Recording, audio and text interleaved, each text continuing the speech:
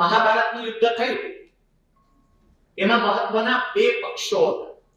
આપણે બધાને ખબર છે. કયા કયા બે પક્ષો હતા? એક પાંડવ અને બીજું કૌરવ. મહાભારતના યુદ્ધમાં પાંડવો અને કૌરવો બે પક્ષ, અને આ બંને પક્ષમાં ચડિયાતો મજબૂત, શક્તિશાળી અને સક્ષમ એ કૌરવ પક્ષ. બધી રીતે ચડિયાતો હતો, સક્ષમ હતો, અને છતાંય મહાભારતના 18 દિવસના યુદ્ધ પછી એ ચડિયાતો પક્ષ હારી ગયા. જો ચડિયાતો કેવી રીતે હતો એ પણ સેજ સમજવા માટેનો પ્રયત્ન કરજો. મહાભારતના યુદ્ધમાં 18 અક્ષૌહિણી સેના યુદ્ધ લડે. એમાં કૌરવોના ભાગમાં 11 અક્ષૌહિણી હતી અને પાંડવોના ભાગમાં 7 અક્ષૌહિણી સેના હતી. એનો મતલબ એમ થયો કે પાંડવો કરતા કૌરવોનું સૈન્ય બળ લગભગ 50% કરતા પણ વધારે હતું. બીજું, કૌરવો પાસે સંપત્તિ હતી અને રાજ સત્તા પર હતા. જ્યારે પાંડવો તો વનમાંથી આવેલા હતા, એમની પાસે ન સંપત્તિ હતી ન સત્તા. ત્રીજી બાબત, કૌરવો પાસે બધા જ અનુભવી યોદ્ધાઓ હતા. કૃપાચાર્ય, દ્રોણાચાર્ય, ભીષ્મ, એકથી એક જણ એવા અનુભવી યોદ્ધા. અને પાંડવો પાસે યુવાન યોદ્ધાઓ હતા, કોઈ અનુભવી યોદ્ધાઓ નહોતા. તમામ રીતે તમે જોવા જાઓ એટલે પાંડવો કરતા કૌરવો ચડિયાતા હતા, અને છતાંય આ મહાભારતના યુદ્ધમાં પાંડવો જીતી ગયા અને કૌરવો હારી ગયા. એ પૈકીના કેટલાક કારણો પૈકી બે અત્યંત મહત્વના કારણ. એક, પાંડવોએ પોતાનો પદધર્મ યોગ્ય રીતે નિભાવ્યો અને કૌરવોએ ન નિભાવ્યો. આ મહાભારતના યુદ્ધનું આખું વિશ્લેષણ કરો ને, તમને ખબર પડે કે પાંડવોના પક્ષે 7 અક્ષૌહિણી સેના હતી. આ સમજો.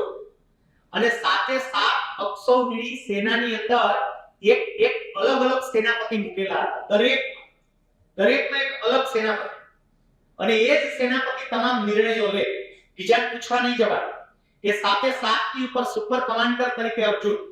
કોઈ નીતિ વિષયક બાબત હોય તો જ અર્જુન સુધી જવાનું, બાકી જેને જે અક્ષૌહિણી સેના સોંપી હતી એને એનું સંચાલન કરો. બીજી તરફ કૌરવો પાસે 11 અક્ષૌહિણી સેના હતી, પણ એના સેનાપતિ એક જ, ભીષ્મ. 10 દિવસ સુધી એકલા જ સેનાપતિ, બીજું કોઈ. 11 ને દાદા સંભાળે, અને એટલે દાદા સંભાળી જ નહોતા. બીજી બાજુ એના ભાગ પાડી નાખ્યા હતા પાંડવોએ, અને દરેક પોતાનો પદધર્મ યોગ્ય રીતે નિભાવતા. અહીંયા એ જ પ્રમાણે બહુસ્તરીય માળખું 9 અલગ અલગ સ્તરની રચના કરી અને રિસ્પોન્સિબિલિટી સોંપી છે. એ પદધર્મને શ્રેષ્ઠ રીતે બજાવવા માટે કઈ બાબતો જરૂરી છે તમને કાયમ માટે યાદ રહે, એટલે કેટલાક પ્રતીકો લઈને હું આપની સાથે વાત કરીશ. આપણે બધા આ જગત જનની ઉમાના ઉપાસક છે. આદરણીય આરપી સાહેબ અને વિશ્વમિયા ફાઉન્ડેશનના બીજા મહેમાનો પણ અહીંયા બેઠા છે. રોજ સવારે માતાજીના દર્શન કરીએ ત્યારે આપણને આપણો પદધર્મ યાદ આવવો જોઈએ.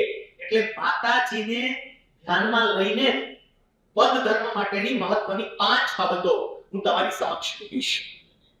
જો તમે ધ્યાનપૂર્વક ઉમિયા માતાજીના દર્શન કર્યા હોય તો માતાજીને 6 ભુજાઓ છે. 6 ભુજાવાળી માં છે. એ 6 ભુજાઓ પૈકી 5 ભુજાઓની અંદર કોઈને કોઈ આયુધ છે અને 6થો અભય હસ્ત છે. આ માં આપણને શું કહેવા માંગે છે એ જરા સમજવાનો પ્રયત્ન કરીએ. માતાજીનો સૌથી ઉપરનો પહેલો હાથ, અહીંયા તમે માતાજીની પ્રતિમા સામે પણ જોતા જશો તો પણ તમને ખબર પડતી જશે, એમાં ચક્ર છે. અને ચક્ર એ જ્ઞાનનું પ્રતીક છે. કોઈ પણ વ્યક્તિને રિસ્પોન્સિબિલિટી કે જવાબદારી સોંપવામાં આવે, જો એની પાસે એને લગતું જ્ઞાન ન હોય તો એ જવાબદારી નિભાવી શકે નહીં. ભલે તમે એને પદ આપી દો, પણ જો એની પાસે જ્ઞાન નહીં હોય તો એ યોગ્ય રીતે કામ નહીં કરી શકે.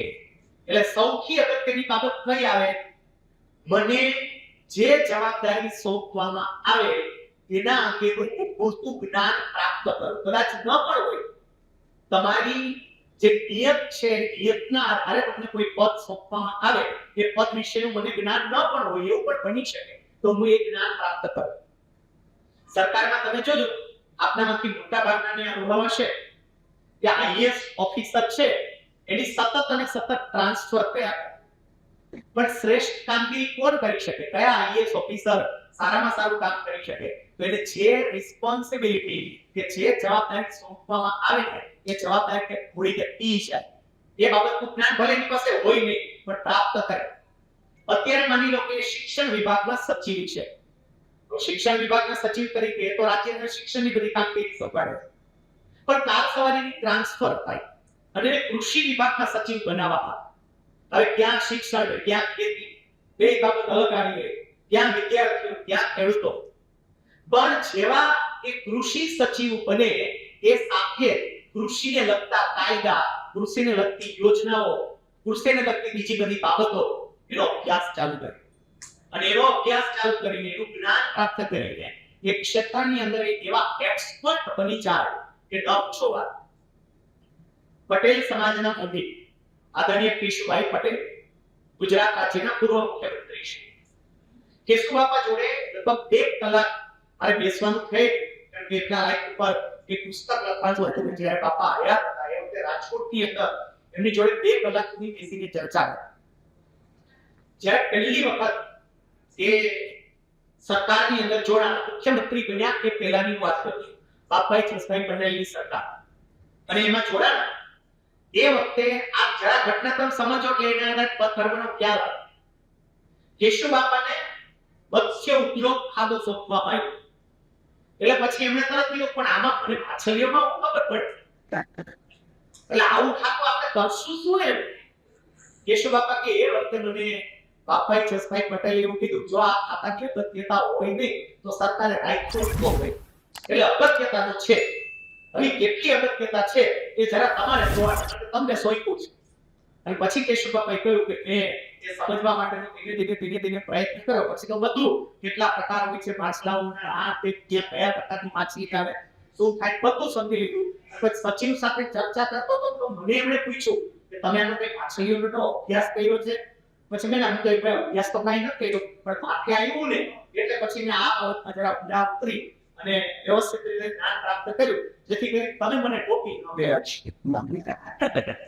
આ જરા સમજો કે મને જે જવાબદારી સોંપવામાં આવે, કદાચ શક્ય છે કે હજુ મારું એમાં એટલું જ્ઞાન હોય નહીં, પણ હું ઊંડો ઉતરું તો ચોક્કસપણે એ જ્ઞાન પ્રાપ્ત કરી શકું અને મારે જે કામ કરવું હોય એ શ્રેષ્ઠતા તરીકે કરી શકું. તો પદ ધર્મમાં ઉમિયા આ ચક્ર દ્વારા એવું કહે છે કે તું જે ક્ષેત્રમાં છો એ ક્ષેત્રનું જ્ઞાન પ્રાપ્ત કર. મારે બીજાનું જોવાનું નથી, પાછું હું જે ક્ષેત્રમાં છું મારે મારા ક્ષેત્રની અંદર આગળ વધવા માટે એ જ્ઞાન પ્રાપ્ત કરવા. માતા ઉમિયાજી એમનો તમે બીજો હાથ જુઓ તો એ હાથમાં તલવાર છે, અને તલવાર એ ઉર્જાનું પ્રતીક છે. તલવાર ઉર્જાનું પ્રતીક છે. માં ઉમિયા એવું કહે છે કે તમારે આ સમાજને, આ માત્ર ને માત્ર આપણા સમાજને નહીં, જગતના તમામ સમાજને લાગુ. તમારે જો આગળ વધવું હોય તો જેને રિસ્પોન્સિબિલિટી સોંપી છે એ વ્યક્તિઓ ઉર્જાવાન હોવી જોઈએ. ઉર્જાથી એકદમ ભરપૂર, જે તમારામાં અહીંયા સ્પષ્ટપણે જોવા મળે છે. અને છતાંય થોડુંક આત્મમંથન કરવું. મુદ્દાઓ માત્ર અને માત્ર કાગળ ઉપર છાપવા માટે નથી હોતા. આ સમજ માત્ર આઈ કાર્ડમાં, વિઝિટિંગ કાર્ડમાં છાપવા માટે નથી હોતા. મુદ્દા સોંપ્યા પછી પૂર્ણપણે અરે મારી જાતને એ ઓલાને સમર્પિત કરવી પડે. ઉર્જાવાન વ્યક્તિ હોવી.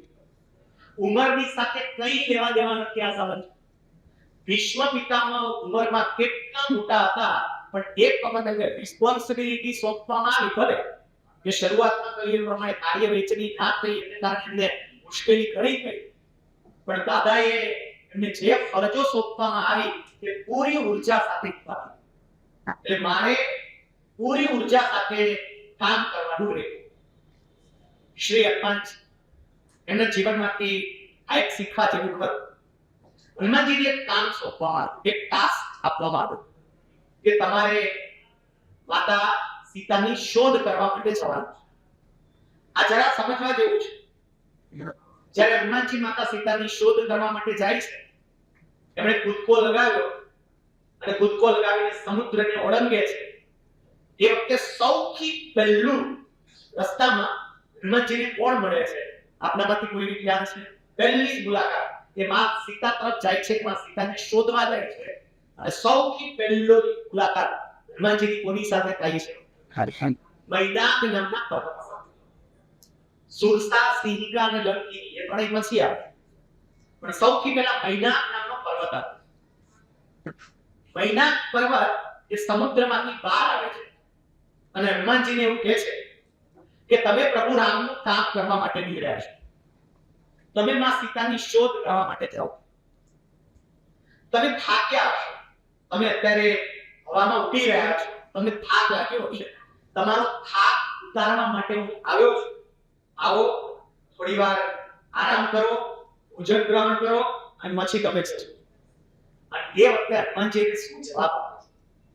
હનુમાનજી એવું કહે છે કે મારું કામ માં સીતા સુધી પહોંચવાનું અને એ સંદેશો પ્રભુ રામને આપવાનું છે, અને એ કામમાં વિલંબ થાય તો મને બિલકુલ પરવડે નહીં. એટલે તારી ભાવના બહુ સારી છે, પણ મને માફ કરજે, હું રોકાઈ શકીશ. એનું અપમાન ના થાય એટલે હનુમાનજીએ માત્ર મૈનાક પર્વત પર પગ મૂક્યો અને પગ મૂકીને ઊંઘી સીધા જતા રહ્યા. સાહેબ, આ એવું બતાવે છે કે કોઈ પણ વ્યક્તિ કંઈ પણ પ્રાપ્ત કરવા માટે જ્યારે નીકળે ત્યારે સૌથી પહેલા મૈનાક કાઢવા. મૈનાક એટલે આળસ. બીજી રીતે કહીએ આળસ.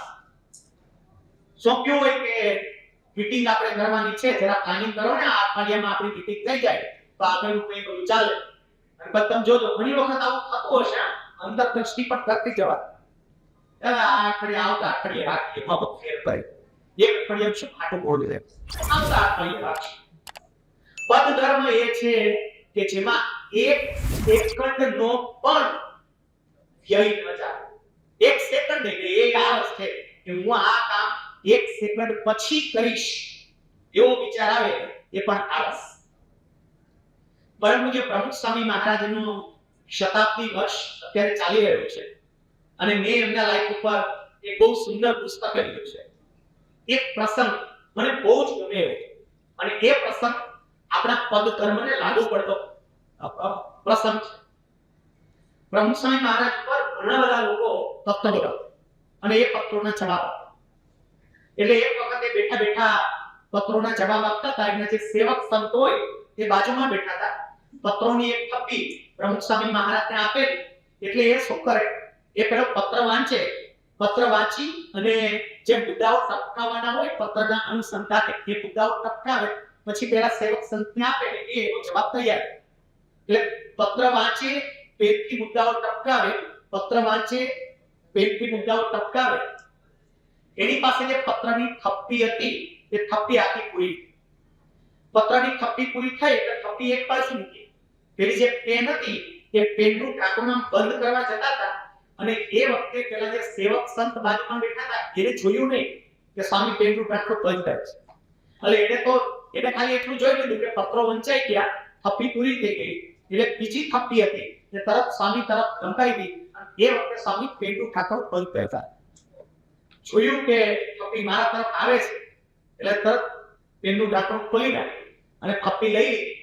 બાજુમાં એક બીજા સંત બેઠા, એમણે આ દ્રશ્ય જોયું એટલે એમણે તરત સ્વામીને એવું કહ્યું કે સ્વામી તમે લગભગ 1.5-2 કલાકથી આ કાગળ લખો છો અને ઓલરેડી તમે પેનનું ઢાંકણું બંધ જ કરી દીધું, હવે ખોલવાની કાંઈ જરૂર નથી, થોડોક સમય રહેવા દો, આ પત્રના જવાબ તો કાલે પણ અપાશે. અને પછી પ્રમુખ સ્વામી મહારાજે જે જવાબ આપ્યો ને એ સાંભળ્યો. એ બાબત આપણને પદને સ્પર્શે. વ્યક્તિગત રીતે જે લોકો હોદ્દા લઈને બેઠા છે, કોઈ પદની જવાબદારી લઈને બેઠા છે, એટલે બધાને સ્પર્શે નહીં. પહેલું એવું કે નહીં, પત્રની થપ્પી છે તો વાંચવા દો અને જવાબ આપવા દો. પેલા કે પણ સ્વામી કાલે થશે ને, કાલે થઈ શકે. સ્વામી એમને જવાબ આપતા એવું કહ્યું કે કાલે જવાબ પત્રો તો આવશે ને, એટલે પત્રોની થપ્પી વધી જશે. એને બધા આજે પૂરી કરી લેવા દો ને, કોણ તો કાલે કામ તો એટલું ઓછું આજે કરી લો, સાલ થયો. બીજો એને જે જવાબ આપ્યો એ સાંભળજો, એ બહુ મહત્વનો છે. બીજો જવાબ આપતા એમણે એવું કહ્યું કે મને જે પત્રો લખે છે એ આતુરતાપૂર્વક એ પત્રના પ્રત્યુત્તરની રાહ જોતા હોય છે. હવે આ પત્રનો ઉત્તર હું જો કાલે આપું તો એને જવાબ એક દિવસ મોડો પડે, એને એક દિવસ રાહ જોવી પડે, એને રાહ જોવી પડે. એવું તો કેમ કરાય? એને સમયસર પત્રનો જવાબ લેવો છે.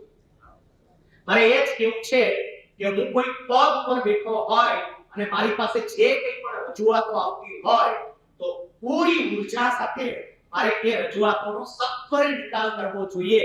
કામ ઉપર ક્યારેય ના છોડાય, કારણ કે સમાજની સામાન્યમાં સામાન્ય વ્યક્તિ એ અપેક્ષાઓ સાથે આપણને રજૂઆત કરતી હોય છે. માતાજીની તલવાર આપણને ઉર્જાવાન બનાવવાનું કહે છે કે તમે ઉર્જાવાન બનો, પૂરી ઉર્જા સાથે, આળસ ત્યાગીને, સમર્પિત ભાવે અને જે કામ સોંપવામાં આવ્યું છે એ કામ કરો. ત્રીજી બાબત જે આવે છે તે માતાજીના બીજાની અંદર તમે જોશો કે ત્રીજા એમાં ત્રિશુલ જોવા મળે છે. અને ત્રિશુલ છે ને એ નકારાત્મકતાનું હનન કરવાનું પ્રતીક છે. ત્રિશુલ છે એ હનન કરે છે કોનું? નકારાત્મકતા. નકારાત્મકતા એટલી બધી આપણી આસપાસ છે, એટલી બધી નેગેટિવિટી ચારે બાજુ ફેલાયેલી છે. અને આ પણ એક યાદ રાખજો મિત્રો, તમે કોઈ પણ સારું કામ લઈને ચાલુ થાઓ, કોઈ પણ સારું કામ લઈને નીકળો, સૌથી પહેલી જો કોઈ બાબત એમાં બહાર આવતી હોય તો નકારાત્મકતા છે. એટલી બધી નેગેટિવિટી. સમુદ્ર મંથન જ્યારે શરૂ કર્યું ત્યારે સમુદ્ર મંથનમાં આપણે ખ્યાલ છે દેવો અને દાનવો બંને સાથે મળી અને સમુદ્ર મંથન કર્યું. એ સમુદ્ર મંથન નામની જુદા જુદા 14 રત્નો નીકળ્યા. સૌથી પહેલું રત્ન કયું નીકળ્યું સમુદ્ર મંથનમાં? વિષ, ફળાફળ, ઝેર, જેને મહાદેવજી પી. આ ઝેર શું છે? નકારાત્મકતાનું પ્રતીક છે. કે તમે કોઈ પણ સારું કામ કરશો, તમે મનોમંથન કરવા બેસશો તો ત્યારે મનોમંથન કરવા બેઠા તો પહેલું નકારાત્મકતા બહાર આવશે. જો આમાં ઘણા આ સમજો ખાલી પ્રતીક રૂપે નો એવી વાત થાય કરે કે આ ભાઈ કરે ભેગા કરી આવે આ ભેગા કરવા હવે કાઈ નહીં વાતો કરે નીકળે તો ક્યાં કેવું છે આવે. પણ જ્યારે પદ ધર્મ સંભાળતો હોય ત્યારે આવી નકારાત્મકતાથી મારી જાતને ભૂલે છે. નેગેટિવિટી તો બહુ લોકો બહુ બધી વાતો કરશે. આ થઈ શકે એના કરતા પણ આ ન થઈ શકે એવી વાતો કરનારા ઘણા હશે. ચાલે તકને વિઝન ડેવલપમેન્ટ કમિટીએ પ્લે થયું પણ ખાલી એને સપના જોયા તે આપે આય શક્ય નથી. મિત્રો શ્રી હનુમાન ચાલીસાની અંદર તુલસીદાસજીએ 40 ચોપાઈ લખી. આપણામાંથી ઘણા બધા એવા કે જે નિત્ય હનુમાન ચાલીસાનો પાઠ કરતા ઘણા બધા. તમારામાંથી કોઈ હનુમાન ચાલીસાનો પાઠ કરતા હોય, ભલે રોજ અઠવાડિયે મહિને એકાદ વખત એવા કોઈ છે હનુમાન ચાલીસાનો પાઠ કરતા હોય? એમાં હાથ ચોકરો 70-80% જેટલા છે. હવે જો આ હનુમાન ચાલીસાનો તમે પાઠ કરો છો એમાં એક ચોપાઈમાં તુલસીદાસજી હનુમાનજીના સદગુણનું વર્ણન કરતા એવું કહે છે, ઉમરની નિવાર સુમતિ તે સવી. આનો અર્થ કુ એટલે ખરાબ, મતિ એટલે બુદ્ધિ, વિચાર, એને હનન કરનારા, અને સુમતિ કે સંગી, જેના વિચાર સારા છે, જેના વિચાર પવિત્ર છે, જેના વિચાર શુદ્ધ છે, જેના વિચાર હકારાત્મક છે. સુમતિ કે સંગી, જેનો સંગ કરનારા છે, એની સાથે રહેતા. સાહેબ આનો સ્પષ્ટ મતલબ એ થાય કે હનુમાનજી કોની આરે રહે, હનુમાનજી જેવી પરમ શક્તિ કોની સાથે રહે? જેના વિચારો પવિત્ર હોય, જેના વિચારો શુદ્ધ હોય, જેના વિચારો હકારાત્મક હોય. સાહેબ યાદ રાખજો, તમારા વિચાર જો હકારાત્મક, શુદ્ધ અને પવિત્ર હોય ને તો બીજું કંઈ ન કરો તો પણ હનુમાનજી જેવી પરમ શક્તિ તમારી સાથે જોડાય અને તમે કલ્પના ન કરી હોય એવું કામ તમે કરી શકો. આપણા ઋષિ મુનિઓએ પણ ચોઘડિયા દ્વારા આ વાત આપણને સમજાવે છે. ચોઘડિયા જોઈને આપણે કામ લખાવું. 8 ચોઘડિયા દિવસ અને 8 ચોઘડિયા રાત. 1.5 કલાક એક એક ચોઘડી હોય. ચોઘડિયા સંખ્યા કેટલી? 8. પણ 8 નથી, 7 જ છે. બોલો, ચોઘડિયા 7 જ છે, 8 નથી. શું કામ 7 છે? કારણ કે જે પહેલું હોય ને એ છેલ્લે રિપીટ થાય. પહેલું લાભ હોય તો છેલ્લે લાભ, પેલું શુભ હોય તો છેલ્લે શુભ, પેલું કા હોય તો છેલ્લે કા. સાહેબ આ બાબત એવું કહે છે કે જેવી તમારી શરૂઆત હશે અંત એવો જ હશે. શરૂઆત જો તમારી પવિત્ર અને શુદ્ધ અને હકારાત્મક હશે તો અંત પણ એવો હશે કે પવિત્ર જો નકારાત્મક પેલી શરૂઆત જો નકારાત્મક હશે તો અંત પણ નકારાત્મક હશે. એટલું જ નહીં, આ 7 ચોઘડિયા આપણે બહુ સરસ સંદેશો આપી છે. 7 ચોઘડિયા છે ને એમાં એક તટસ્થ છે, ન્યુટ્રલ. સામી નથી, ખરાબ નથી, ન્યુટ્રલ. કયું? ચલ. Very nice. બધાને ખબર છે ચલ ન્યુટ્રલ છે, સારું નથી, ખરાબ નથી. 3 ચોઘડિયા 7 અને એને ચડતા ક્રમમાં જો ગોઠવીએ 3 ચોઘડિયાને શુભ, લાભ અને અમૃત, અને 3 ચોઘડિયા ખરાબ એને ઉતરતા ક્રમમાં ગોઠવીએ ઉદ્વેગ, ભોગ અને કામ. તો સાહેબ આ આપણને કેટલો મોટો સંદેશ આપે. જગતની પ્રત્યેક વ્યક્તિ ચલ ચોઘડિયા જેવી તટસ્થ છે. એ સારી પણ નથી, એ ખરાબ નથી, એ હોશિયાર પણ નથી, એ ડફોર પણ નથી. પ્રત્યેક ચલની છે તટસ્થ છે.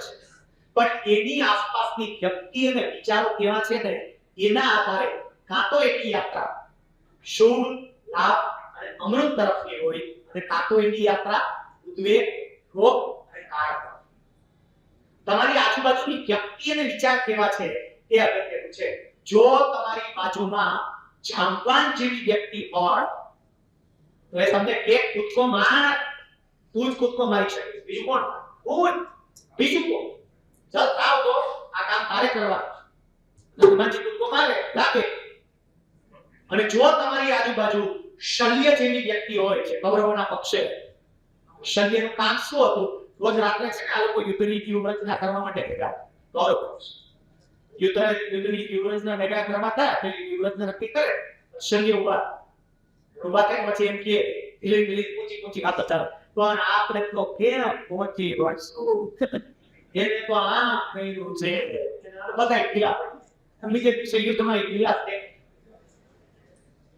તમારી આજુબાજુ શલ્ય ન આવી જાય જો એ આનામાં આવ્યા કરે. સૃષ્ટિનો સનાતન સિદ્ધાંત છે. ભગવાન વખતે તો અત્યારે છે શલ્ય આટા મારે છે અને જાંબુને આટા મારે છે. એક છે. તમારે બાજુમાં કોને રાખવો એ નક્કી કરો.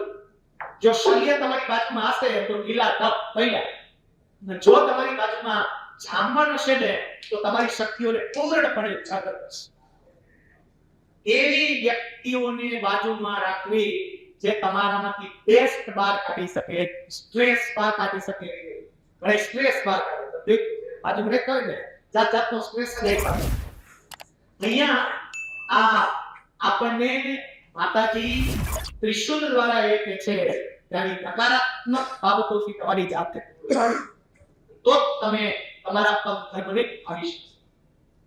એ તમને કહ્યું ને કે પેલા ચલ ચોઘડિયા જો એ વિચારવા છે, ચલ તટસ્થ છે. જો મારી આજુબાજુની વ્યક્તિ અને વિચાર પવિત્ર હોય, શુદ્ધ હોય, હકારાત્મક હોય તો શું થાય? બધું શુભ હોય, શુભ જ હોય.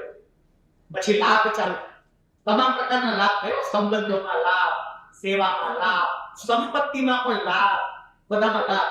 લાભ પછી અમૃત, લોકો સાહેબ માટે યાદ રાખે. અને બીજી તરફ જો તમારી આસપાસ નકારાત્મકતા આવી તો પેલું શું આવે? ઉદ્વેગ. ઉદ્વેગ એટલે અશાંતિ. અશાંતિ નકારાત્મકતા આવે, નકારાત્મકતા એટલે અશાંતિ. ઉદ્વેગ. ઉદ્વેગ પછી અશાંતિ આવે એટલે શું થાય? રોગ. રોગ અશાંતિને કારણે જ આવે.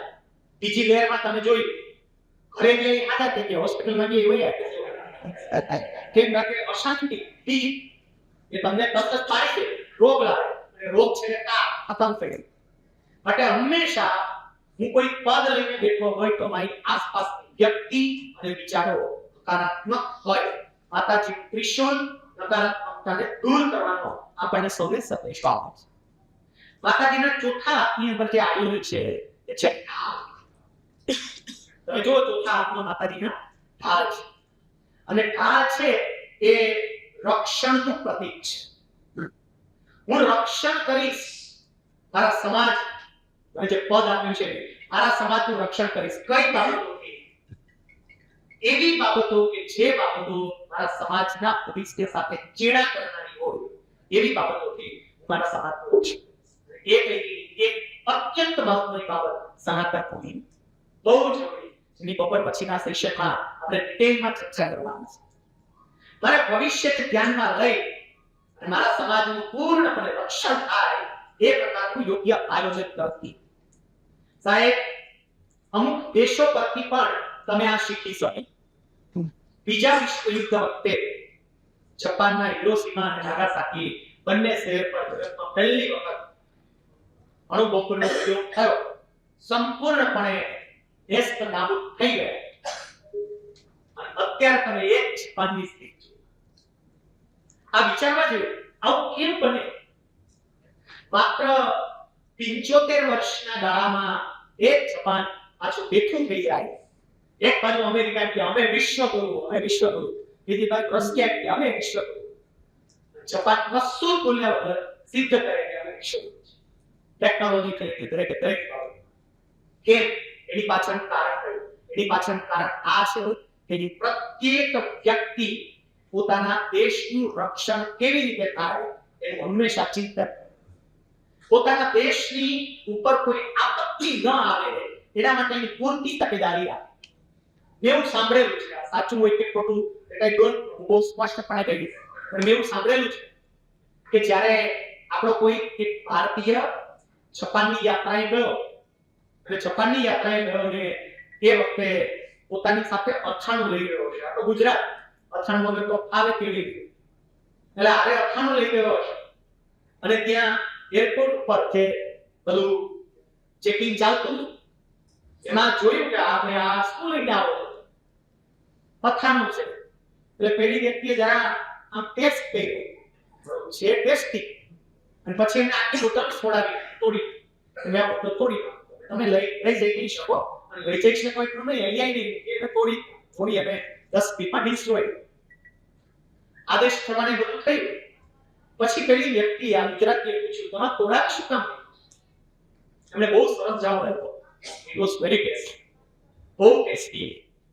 તમે આ લઈ જાઓ, જાપાનમાં આવો, તમારી 2-4 વ્યક્તિ તો આ ચાખે તો એની ડિમાન્ડ કરે તમારા પાસેથી આપવું પડે. પછી અમારે કામ તમારે શક્ય બને તમારે આપે જોડવા પડે. એવું ના થાય એટલે ભવિષ્ય માટે થઈને અત્યારે જેવી મારા દેશ તમારે હાથ ન જોડવા, મારા સમાજે કોઈ સાથે હાથ ન જોડવા પડે એવો હું મારા સમાજને વ્યવસ્થિત રીતે શક્તિશાળી સમર્થ કરું. ઇઝરાયલ સાહેબ જો ખોબા જેવડો દેશ, ખોબા અને ચારે બાજુ દુશ્મન. આપણે ખાલી એક એવા પૂરતો દુશ્મનો હોય તો કેટલા ડરીએ છીએ, ત્યારે ચારે બાજુ દુશ્મનો અને છતાંય ઇઝરાયલ જે પ્રમાણે ઉભો છે એ શું બતાવે છે? એ કે એમણે પોતે પોતાના દેશના રક્ષણ માટે જે કંઈ પણ આયોજન કર્યું છે ને એ અદ્ભુત છે. હું મારા સમાજની અંદર ભવિષ્યને ધ્યાનમાં લઈને સાહેબ અમુક બાબતોથી બરોબર ચેતતા રહેજો.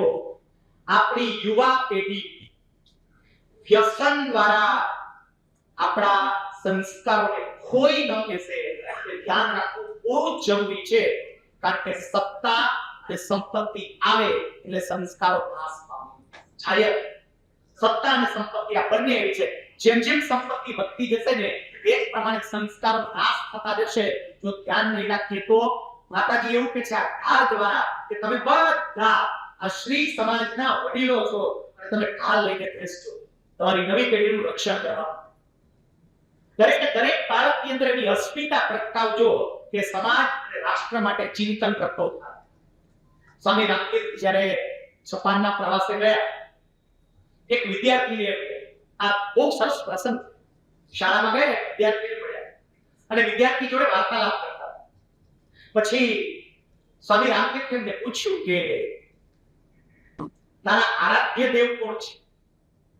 એટલે પેલા એ કહ્યું ભગવાન બુદ્ધ. કે બુદ્ધ પ્રત્યે તને કેવી શ્રદ્ધા? એમણે તરત કહ્યું મારું મસ્તક આપી દો, એવી શ્રદ્ધા. પછી તરત જ સ્વામી રામતીર્થે પૂછ્યું કે તું બુદ્ધને ઓળખે છે પણ તું કન્ફ્યુશિયસને ઓળખે છે? કન્ફ્યુશિયસ તો બહુ મોટા તત્વચિંતક કે બિલકુલ ઓળખું છું. કન્ફ્યુશિયસ પ્રત્યે તને કેવી શ્રદ્ધા? કે મને પૂર્ણ આદર કન્ફ્યુશિયસ પ્રત્યે.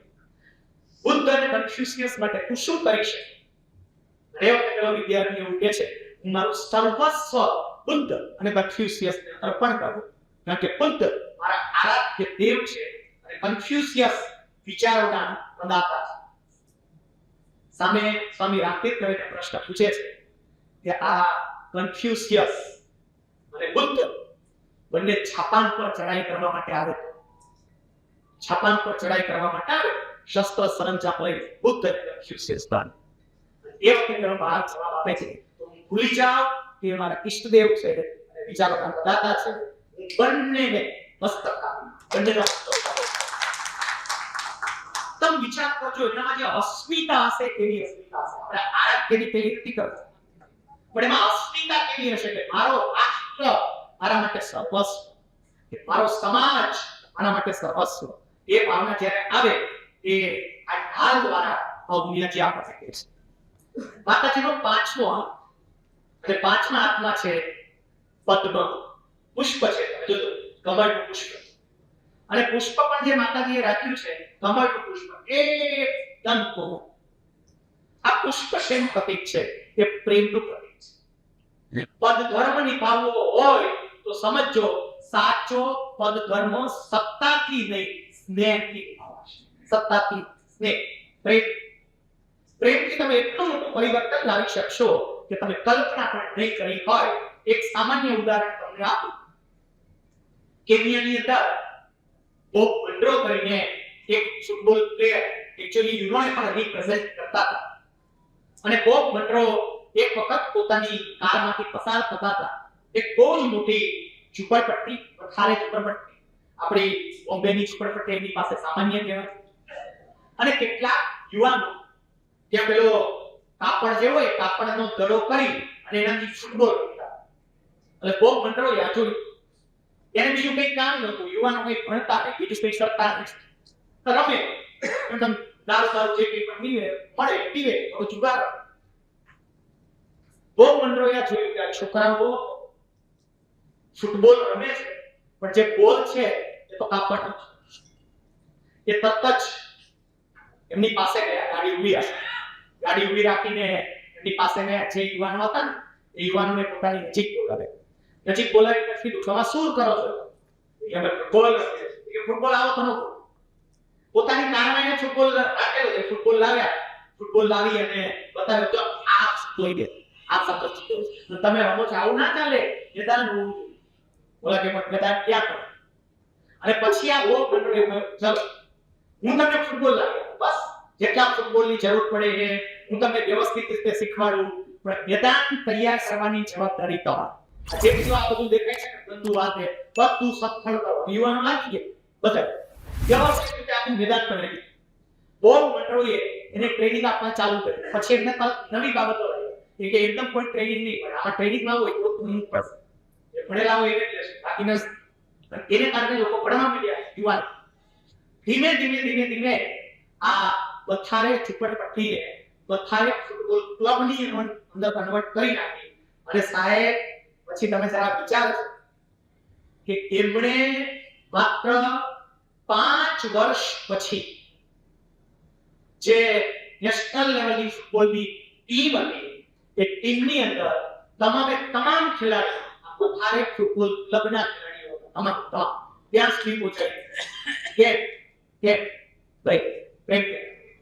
પ્રેમથી પરિવર્તન આવે. એટલે હું જ્યારે કોઈ પદ લઈ રહ્યો હોય ત્યારે મારે પ્રેમપૂર્વક સમાજની પ્રત્યેક વ્યક્તિ સાથે કામ કરવું. માતાજીનો છઠ્ઠો હાથ એ અભય છે. એમાં કશું જ નથી. છઠ્ઠો હાથ તમે જો માત્ર આશીર્વાદ આપતો હાથ છે. માતાજી એવું કહે છે કે જો તમે સમાજના હોદ્દેદાર તરીકે ચક્ર એટલે કે તમારા ક્ષેત્રમાં જ્ઞાનવાન હોય, તલવાર એટલે કે તમે ઉર્જાવાન હોય, ત્રિશૂલ નકારાત્મકતાથી તમારી જાતને દૂર રાખી શકતા હોય, ઢાલ સમાજનું રક્ષણ કરવા માટે યોગ્ય આયોજન કરી શકતા હોય, અને 5 પદ્મ પુષ્પ તમે લોકો સાથે પ્રેમથી કામ કરી શકતા હોય તો પરમ શક્તિ તરીકે મારા તમને આશીર્વાદ છે. એવું સદૈવ કરું છું.